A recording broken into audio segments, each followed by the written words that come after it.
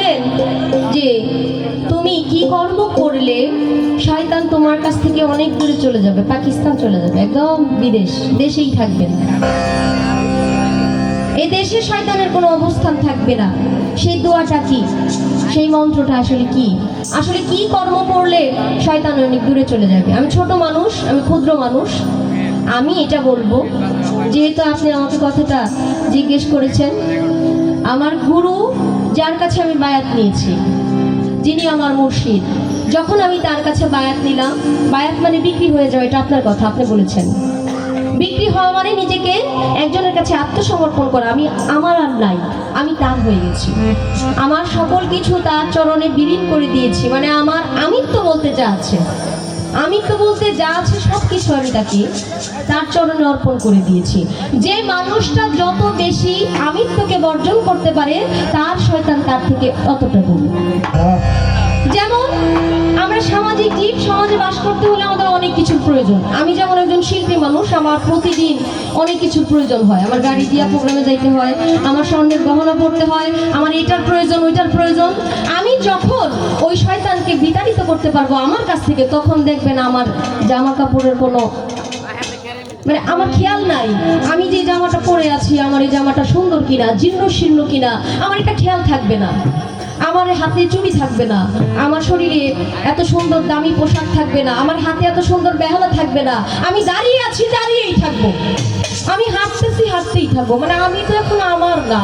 যে যত বেশি আমিত্ব থেকে দূরে থাকবে, মানে লোভ, আমার এই চাই ওই চাই, চাওয়ার জিনিসটা যে যত বেশি চাইবে, তার কাছে শয়তানের বসবাস তত বেশি।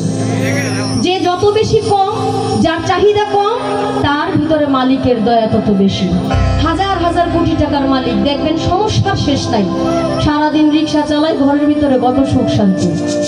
যার আয় কম, তার হিসাবও কম। আমি আপনার চরণে আমার পাপী দেহটা, আমার পাপী মনটা, আমার নষ্ট মনটা, আমার পশু আত্মাটা আপনার চরণে কুরবান করে দিয়েছি। ওই কুরবান করে দেওয়ার পর থেকে, যখন আমি পরিপূর্ণ কুরবান করে দিব, তখন থেকে আমি শয়তান মুক্ত। শয়তান আমার আশেপাশে আসবো তো দূরের কথা, আমারে দেখলে 800 হাত দূরে থাকবো। কিন্তু এখন তো শয়তান আমার সাথেই থাকে, কারণ আমি তো বিলীন করতে পারি নাই বাবা।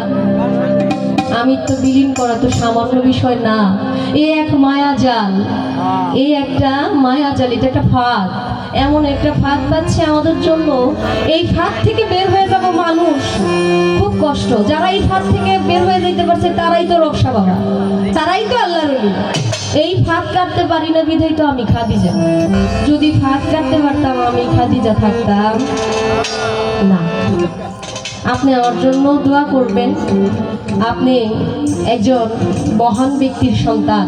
আমি বলেছিলাম আপনার বাবার বিষয়ে, আপনার বাবার জন্য আপনি দোয়া করতেই পারেন। আমি কিন্তু বলেছিলাম ওটা পবিত্র আত্মা, পবিত্র বিদায় নিয়েছে, এই কথাগুলো আমার বলা ছিল। সেই পবিত্র আত্মার সন্তান যেহেতু আপনি, আপনি আমার দিকে দয়ার দৃষ্টিতে দোয়া করলে আমার মনে হয় আমি মুক্ত হইতে পারবো। বিরোহী কবি উকিল মুন্সি সাহেবের একটি গান আমার স্মরণ হয়ে গেছে, গানটা গাইবো। একটা গানের অর্ডার আছে, গানটা গাইবো। আল্লাহ বাচ্চা রাখলে একটু সামনে সময় দেন আমাদেরকে। আমরা জানি আমাদের প্রশাসনের ভাই যারা আছেন, আমরা না যাওয়া পর্যন্ত আপনারা যাবেন না,